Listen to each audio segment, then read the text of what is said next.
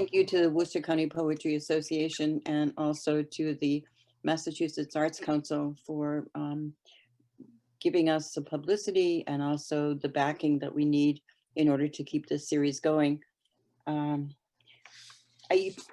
usually just read what people send me, and I'm going to do that, but I want to really welcome Jamie Samdahl. She's been an inspiration to me for a number of years. I've known her since she was in elementary school. She used to come after school and work with me on her writing. I don't know who learned more from whom. I expected probably I learned more from her, but I'm really so pleased that she came to be with us tonight, and I'm welcoming all of you, and I'm sure it's going to be a wonderful evening. So now I'll read what she sent. Jamie Samdahl is a poet and naturalist from Princeton, Massachusetts. Her poems have appeared in Rattle, Washington Square Review, Mountain Record, the Zen Practitioners Journal, and elsewhere. In 2013, John Yao, Mary Jo Salter, and Cleopatra Matthis named Jamie winner of the 90th Annual Glascock Poetry Contest. An environmentalist as much as a writer, Jamie has worked as a park ranger in New Hampshire, Colorado, Nevada, and California. She currently resides in Reno, Nevada. And welcome, Jamie. Well, thank you so much, Susan, and the Thirsty Labs series, and also Bob and the Worcester County Poetry Association. Thank you so much for hosting me. Because of this virus, I don't know when I'm going to be able to come home again. So it's really special to be able to spend some time with folks from my hometown. This is also the first reading that my family in Wisconsin has ever been able to come to. And I've never had a reading where my family and my college friends and my Bear Brook friends and so many loved ones have all been together. So it's really, really special to me. Before we begin, just a couple of very quick things that I wanted to say. In terms of just Zoom, two little housekeeping requests. The first is just to remember to mute yourself while I'm reading. And after the reading, we're going to have a little bit of time for a Q&A. So remember to unmute yourself when I'm done. And then the other one is just a personal request. I know that we have folks joining us from all over the country and even a couple of international folks as well. So if you wouldn't mind, I would like if you could just write in the comments where you're located right now. I would like to see it, and I think it's fun for other people to see as well.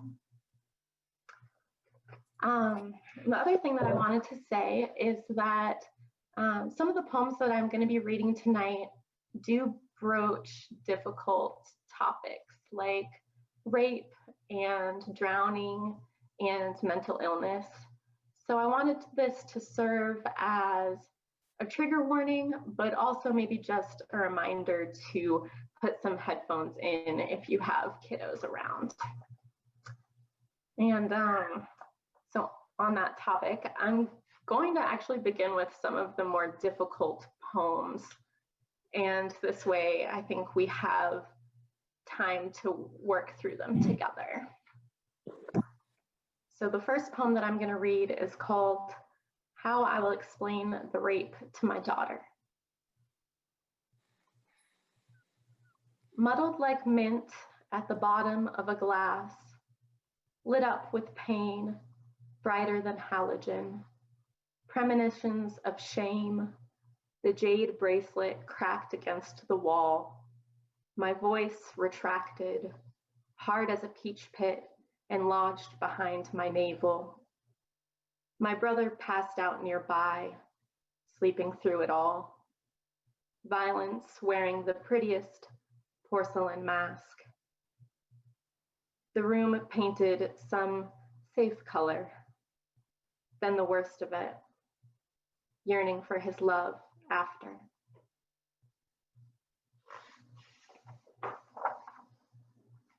From one man to another. Wanting to watch our spit freeze and plummet, we walk to the quarry on the coldest day of the year. We try for silence. It is too cold for birdsong, too cold for pileated jackhammer, but also too cold for true stillness, and our boots crunch and skid over the grainy crust of snow. I've never visited you at home before. Towards the quarry, our secret thoughts carry on the wind like music, piano, slow. On the slick bits, I want to ask, which Greek myth am I thinking of? My mind stuffed with white frost feathers, a swan. We meet dusk and the winter constellations. I decide to save it all for another day. On my way home, I drive straight for Orion, and he opens his arms to me.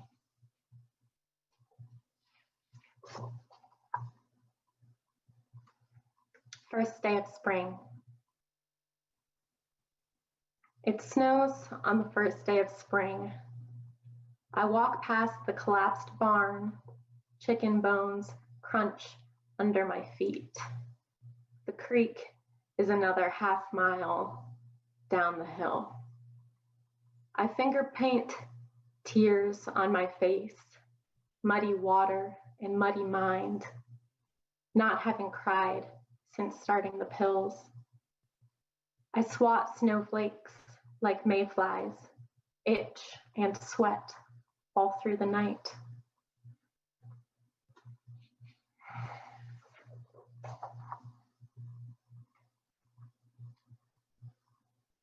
This one has a long title. It's called Dreams of Joe Pyeweed and a Man Who Will Be Dead in 2 Days. I have heavy-footed walking dreams. The purple bouquet I carry with me through ancient cities, sagebrush, the backyard of my childhood home. I ache and tramp dirt roads, pricker fields, and the man meets me by the lake. He tells me over and over how he will die, but in dream speak, the premonition gets translated into the worst popsicle stick joke I've ever heard. So I roll my eyes hard, laugh a little to make him feel better. There's an osprey nest in the lodgepole pine above our heads. The bird peers down and scolds me to wake up. Stop clenching my teeth.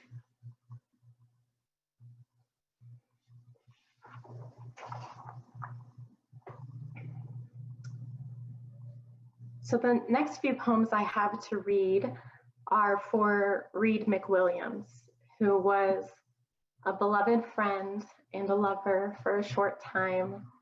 And we met when we were living at Bear Brook State Park in New Hampshire in 2016.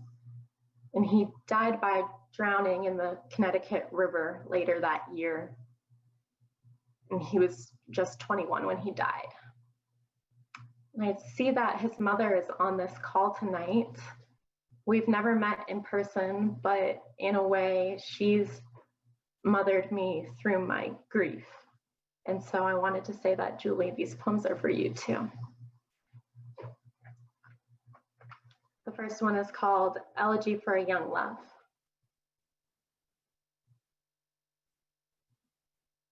I braided his hair and he died.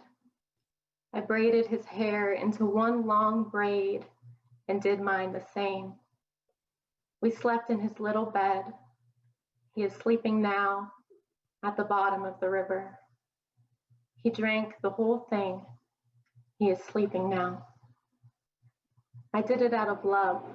I moved away, but not before we tracked a fisher cat in the snow. It ate oatmeal.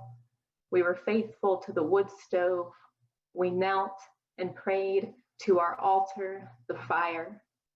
Our impossible happiness lit the cabin by night.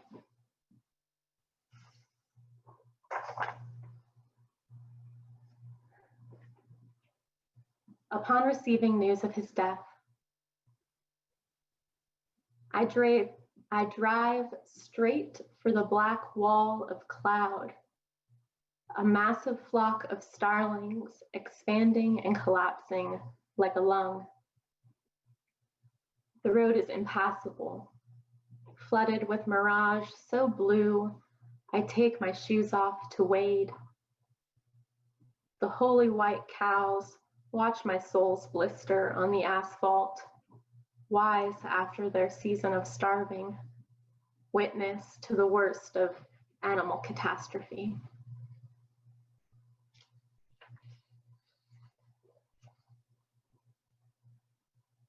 This one is called In and Out of Sleep, and it's in 2 parts. 1. On the lawn, I sit between his legs, lean against his chest. I am safe. He has no pulse. His hands at the hem of my sundress. When I lose sight of his face, he could be anyone. I reach back, blindly feel for his long hair, reassured. I am safe kissing the dead man. 2. He is not dead in my dream. We run and never stop to catch our breath. The grass so green, the loudness of his beating heart. My suspicion wakes me. In the Epsom bath, I hold myself underwater while my throat burns and I retch. I lived so far away when he drowned. I can't get close.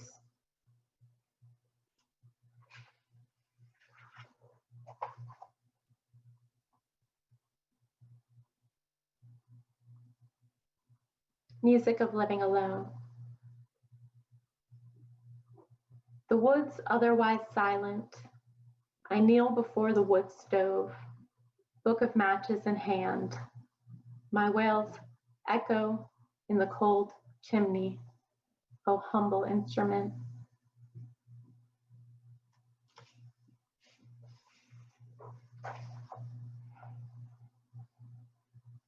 On vacation.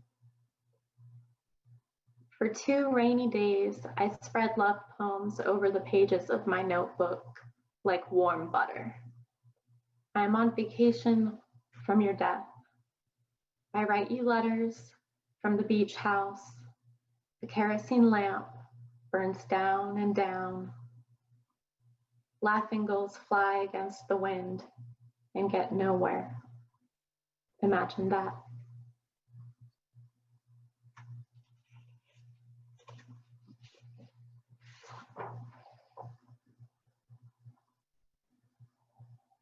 Ritual. I go to the places we stood together and I stand alone. By the wood pile, I imitate your laugh and the echo takes me by surprise. Easy though to pretend it's you. So I laugh and wade in the pond, even in cold weather, and the muskrats don't know you're gone. At the end of the bed, I fold the blanket we slept on last spring, pull a brush through my hair, and imagine us here, our curls tying together, an infinite knot.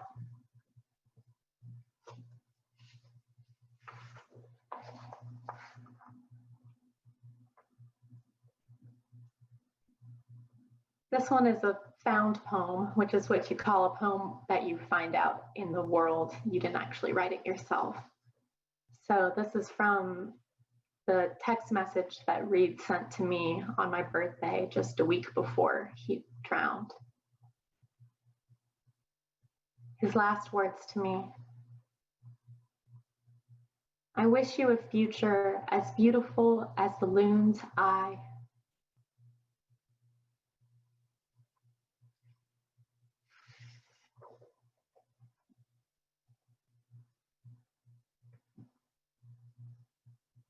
The Night Watch. In dreams, I search for the weak spot, the loose stone in the foundation that pushes through and becomes a window into the place where you are, face down on the forest floor.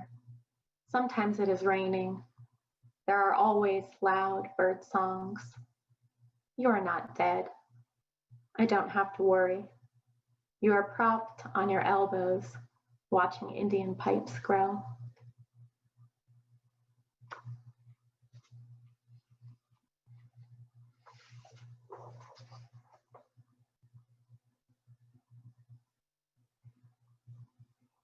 Back to St. Gaudens. Someday I will make the pilgrimage to the bend in the river where he died. It will be September, thousands of broad wings in the sky. His footprints still pressed into the low sandy bank. Swimming would be too much, but perhaps I'll drink. Taste what he tasted just before he realized he was dead.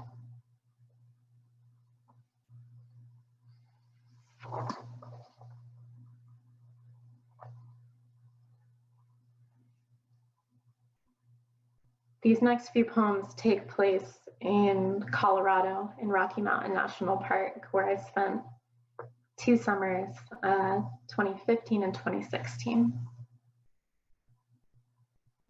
Life by the river. Every afternoon I swallow rain and it puts me to sleep beside you. I cross over into your river drains. Each time our temples touch, the muddiness, the sway of the bridge is irresistible. I am keeping a caterpillar in a jar. I am feeding it memories of last summer, the morning shadows the mountains wore, purple asters, your horror at my scalp sliding, and the steadiness of your hands holding me in place. It wasn't all so urgent. There were whole days without pain, and mostly I spent them alone, matching inhale and exhale to the windy muslin curtains. The river in waking life, warm as your voice. I go to visit the place deep in the woods where I clean my blood with clover, soak my cut feet in the slow bend where a stellar's jay assures me I won't die. I will never die. Of course you don't believe me when I return from kitchen with a glass of water, from work with wrinkled paycheck, from daydreams with a frown. When I confess I bloodied my hands picking wild strawberries, scabs, and stain your hands holding my head, you who have never talked to a bird.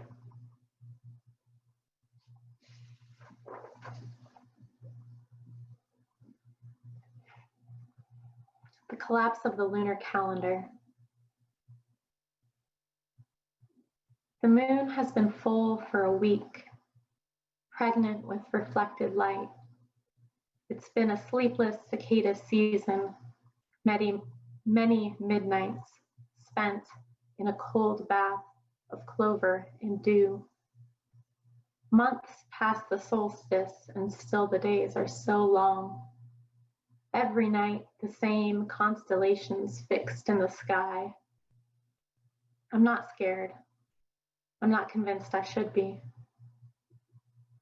The rabbit I found nailed to the barn door assures me there's always an end.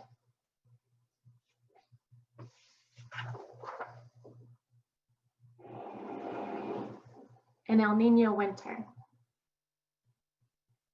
Clouds in the morning, bright and low, insulate the valley, hold the cold in. I squander the time I have left in the mountains on prayers for bad weather and your return. I toss in bed under the 9-block quilt, the grinding of my bones, the churning of organs, every bit of sinew wanting you. The sensation like a wind So persistent and familiar, we give it a name.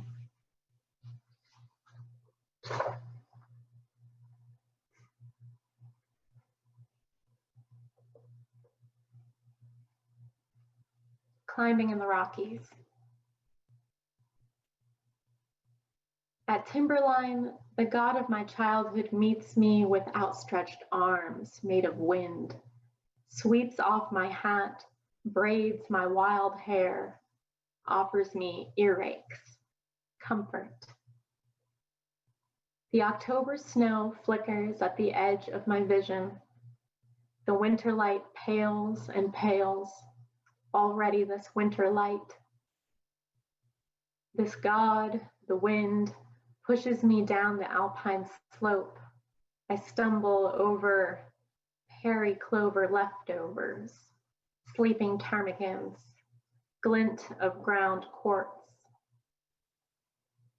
When he left, I was prescribed the mountains as a cure. I take the pills too, just in case.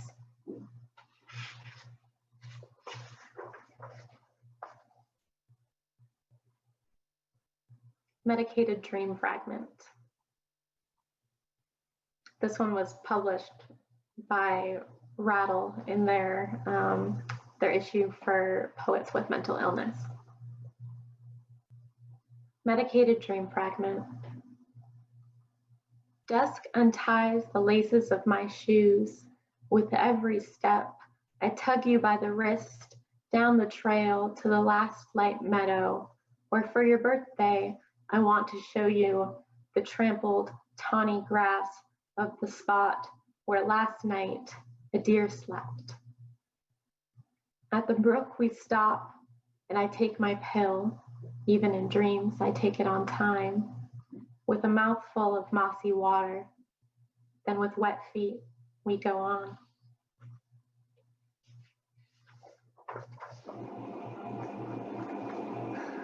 This one is a road trip poem. It's called Eastward Bound. The smudge of the full moon sets in my side view mirror. The road still dark with overnight rain. Across the Alleghenies, my car shudders, climbing mountains that loom large as you in my conscience. I crack the window. Only the geese and I are awake. Even before dawn, their heavy urgency is on the wind, tangling with my hair. We are racing in the same direction, intent on the unimaginable, as though I could drive back into your life, as though your love for me was just another state line to cross. I could be there in a matter of hours, the junkyard of fall colors, the roadkill doe with her belly split and spilled across the highway. My truck stop anxiety, just another song I'd sing to you.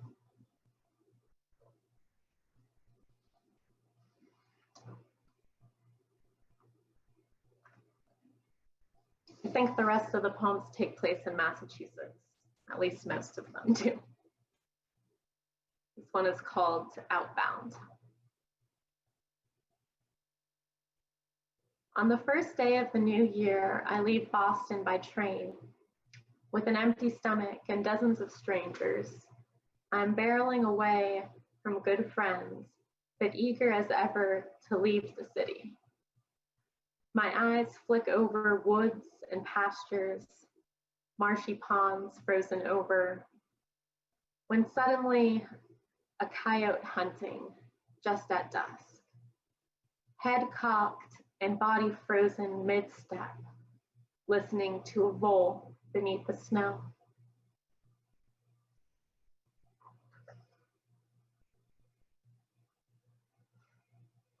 Winter driving.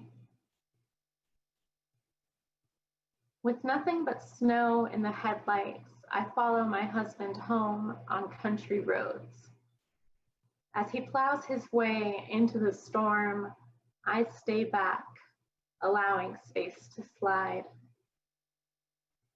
In the last mile before home, A buck with one antler broken bounds between our cars, illuminated like some deity of muscle and gravity defied.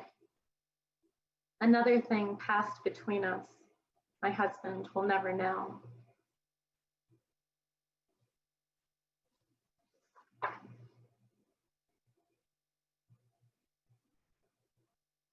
The ladybug and the light bulb. The click of water running under ice, sunrise at 7, sun in my eyes. Finally snow and the bobcat becomes easy to track. I can't get out of bed, but the nightmares have stopped. Every evening a conflagration in the wood stove. I live alone, but not away from futile desire. The ladybug and the light bulb.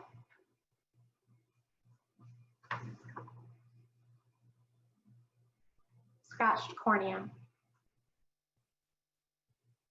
The scratch on my eye has taken a distinct shape, the twisting of two sets of tracks in deep snow, the mating dance of foxes in the backfield.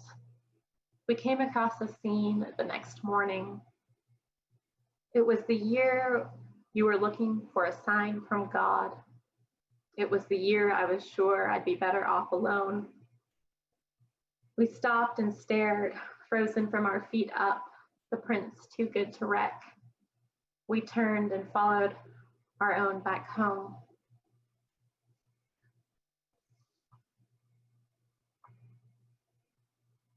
After 4 years, the dead of winter, at the field's edge, pines in violent sway. I push at the burn blisters on my thumbs. The wood is wet and fire is slow going. I've forgotten the anniversary of your death. I won't remember until tomorrow, just before nightfall. A windstorm on the clearest day, at the field's edge, an owl perched.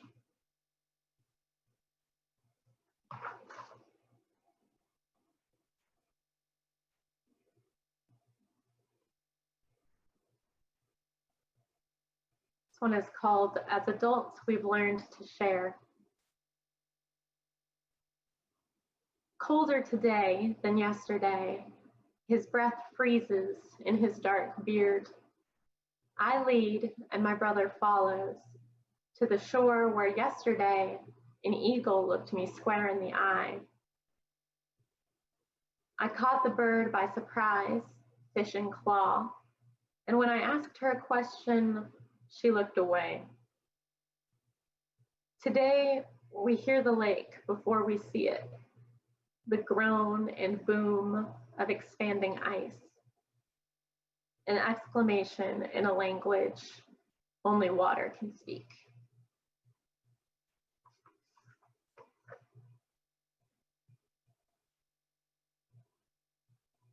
This one is a maple syrup poem. So those of you that live in Princeton probably know that my family made maple syrup for years with the Hilton Days and the Townsends and other families. So this one is called A Surprise Visit. Unbearable happiness, the spring thaw, sap dripping from the taps, the loudness of syrup boiling, kitchen steamy sweet, light-headed gasps for air, unbearable sweet. The first jar I saved, the first jar I walked down the road, like one of the 3 wise men, I thought, intent on delivering such a gift.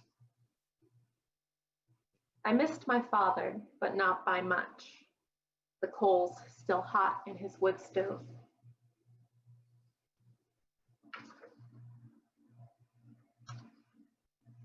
Late winter relief.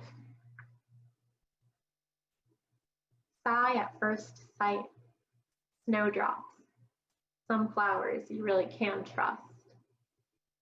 Later on, there is rice cooking on the stovetop, fogged kitchen windows, the evening meal. The sky never truly dark. It's a matter of layers, blue upon blue. Looking up, I know we'll make it till warmer days on the oil we have left.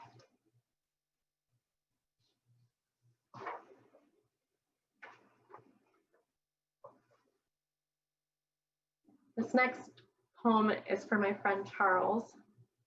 It's not about him, it's just for him. It's called Suffering on a Small Scale.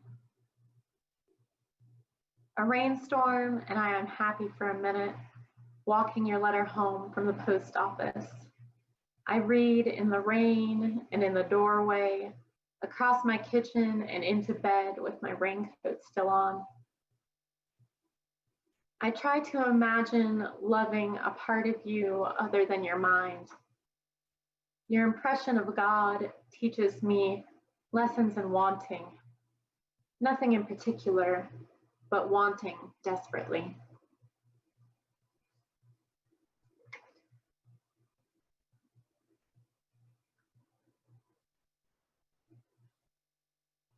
This is a poem about being wrong. I wrote it while I was living in Bear Brook State Park. It's called Of Little Faith. Let me tell you about stubbornness. There were no loons. I knew the water was too murky. That spring we drank stout and whiskey made my head swim in the cold black water. I waded into argument, into trout rippled darkness. 2 lakes with a spit of land in between. We sat for hours waiting for me to be proven wrong. And the bird's tremolo came round midnight, and my apology not till the morning. The poem was the apology. I'm still sorry, Megan.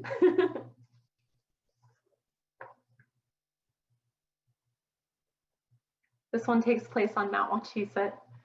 It's called On Bicentennial Trail.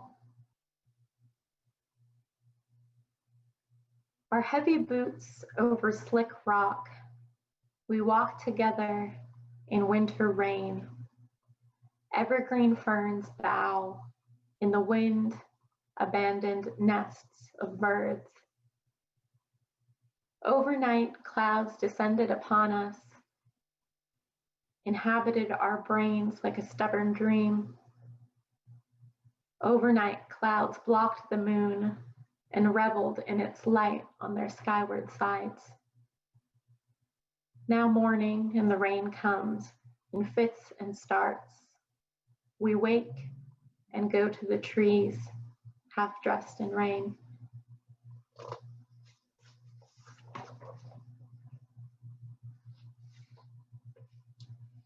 This one is called Yarzite River. Yarzite is the Yiddish word for the anniversary of someone's death.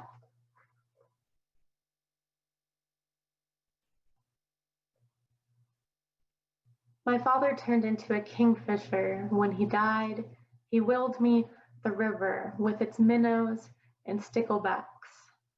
I follow kingfishers down to the water, but never across. The current digs and swirls silt. I get dizzy watching. The sky has a distinct movement too. The twinge of grief, the battering it takes from the wings of birds.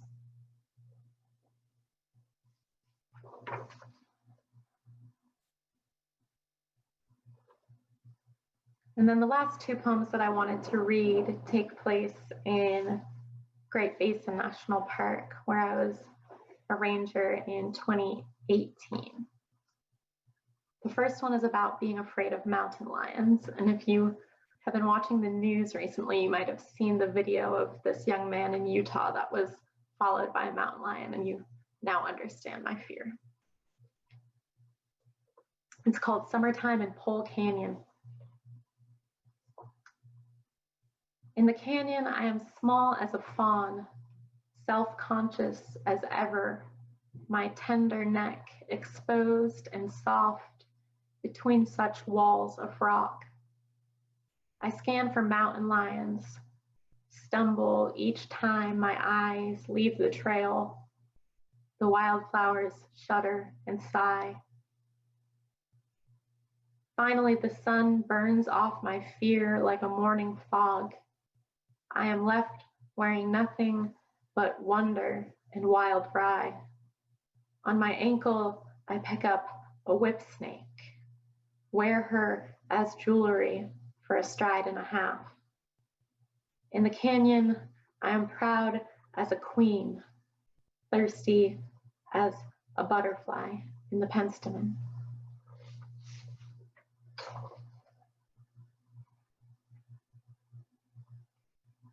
Having abandoned my pack beneath the cottonwoods.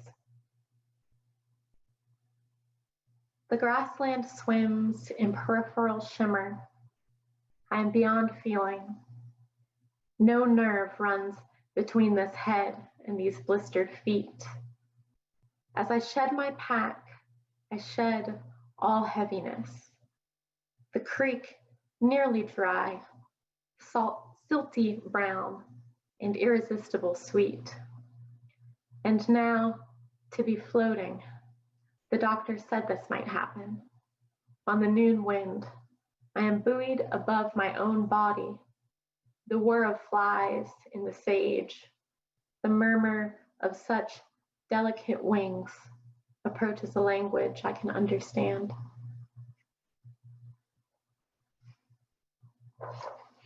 And then there was just one more thing that I wanted to read to you folks. It's not a poem, but my uncle read it and he thought it was a poem. So I think maybe it's still appropriate for a poetry reading. And I think Michael and Don and my mom and dad and our bird watching friends, this one is especially for you. It's about walking meditation. It's called The Daily Dilemma. The Buddha practiced walking meditation on the banks of the Naranja River. That muddy water is just an out of focus memory now. Years since I forded the warm, shallow river by foot on my little pilgrimage to the Mahakala caves. These days I practice on the banks of the Truckee River, which is cold and clear and far away as can be. There's a path through a patch of wild roses that I like to pace. No flowers this time of year, but a good path, well worn, between two ponderosa pines. The foot makes a slow rock from heel to toe. Sun on the front of my legs, the back of my legs are cold. Sun on the back of my legs, the front of my legs are cold. When I tell myself, when walking, just walk. But I was raised by devoted bird watchers. It's always something. I hear a red-tailed hawk cry above me and try not to look up. Try not to look for her shadow either. I hear a jay and try to discern scrub or stellars. 20 steps, turn, 20 steps, turn. Mid-turn, I glance up and my eye catches on two mergansers swimming upstream. Their heads are below the surface, scanning for something good to eat. They are joined by a third, and hearing the little barks of their private conversation gives me a thrill. How can it be enough to make the mental note, hearing? How can I resist running upstream with them? I need to know what else they might have to say. That's all I've got. So thank you everyone so much for your attention. Thank you for making the time for this. And I believe we do have some time for questions, or if you just want to say hi, I'd be happy with that too. So go ahead, I guess. Jamie, that was spectacular. Spectacular. Thank you so much for reading for us. I'm thrilled to have heard you. Thank you, Susan. I woke up this morning, first thing I checked my email, and 10 of these poems had been rejected for publication. And it made me think back to advice that Susan gave me when I was probably 12 or 13. And to me, she was, of course, Mrs. O'Brien at that time, although she tells me not to call her that anymore. But she told me when I was very young, maybe in 7th grade, to get used to rejection and to keep a box of rejection letters under my bed. So I thought that was funny. Thank you, Jamie. Hi, Jenny. Thank you for Yeah, I noticed some skulls. Yes. Jen Hilton has been absolutely integral in supplementing my skull collection. So I have, this is my porcupine skull that Reed promised me before he passed away. Oh, wow. And then I have a coyote as well. Nice additions. Thank you. They're my pride and joy. Looking through everyone's photos. And I still have Mr. Ed. Oh, hell yeah. Is that the moose? No, it's the horse. Oh, it's a horse. Mr. Ed. Mr. Ed. Oh, yeah. He's a big guy. He's a big guy. Okay. I'm glad he's still around. He's still around. Have you written any poems about Reno? You're in Reno poems. Reno now? I think so. I do. Yes, I do live in Reno now, and I do love it. I know that probably most of you find that hard to believe. I'm glad. It's a really wonderful place to live. It's just on the edge of the high desert, so we get snow, and we're right up against the Sierra Nevada, so we have the mountains, we have good backpacking, and Lake Tahoe is just like a 45-minute drive away. Wow. So I don't know, I don't have very many Sierra poems, and I think part of the reason why I spent a whole summer in Sequoia National Park in 2017. And I think I was too happy to write poems. It was so wonderful. So not many Sierra poems. My high desert poems mostly take place over in Great Basin National Park, which is on the opposite end of Nevada from where I am now. And are you working as a ranger right now? Will you through the winter or not? No, I don't work as a ranger anymore. I ended up taking a job. I work for the clothing company Patagonia. Oh, good. They have a distribution center out here in Reno, which is part of the reason that I came to Reno was to work during the kind of off season. Right. And you know, they have really good health care, which is important to someone who lives with a mental illness. So I've taken a couple years off from park rangering, but hoping to go back to it someday, even if it's just maybe in retirement. Yeah. And you've kept your job through the pandemic. Yes, thank God I have. Good. I'm so glad. Thank you, Claire. Indeed. Lovely to hear you. Thank you so much. Jamie, it's so wonderful to hear you read your poems. I've seen a few of them, but not most of what you read tonight. But I want to applaud you for writing so honestly about mental illness and medication. I think that's hard to talk about in general, but in particular for a young adult to admit it and talk about it.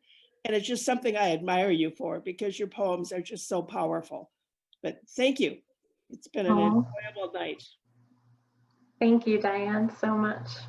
I think the reason that I write in general has a lot to do with mental illness and needing to be able to express myself, to explain to people that have never experienced mental illness, kind of as a way of conveying what's happening in my brain.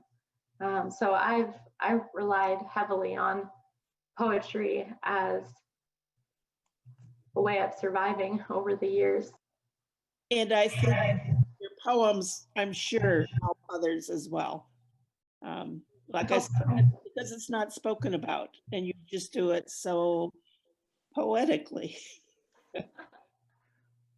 Well, thank you. There ought not be a stigma, so I'm always the first one to share about their mental illness. But I think it's important. Someone's got to speak up. It warms my heart to have a little slice of Smith over here. Takes me back to all of your poetry readings through the years. It's incredible to watch you read every single time, Jamie. Thank you, Kritika. I second that. It was so wonderful being able to hear you read again. It's wonderful to have all of my Smith ladies on this call. I haven't seen for so long, and you guys are all in New York and Minneapolis and frickin' Singapore and Switzerland, but you're still making time for me. And in Texas, Natasha. It's very, very sweet to see everyone's images. I'm seeing folks that I haven't talked to since high school, and seeing just so many loved ones. It's really, really special. Even professors from Smith.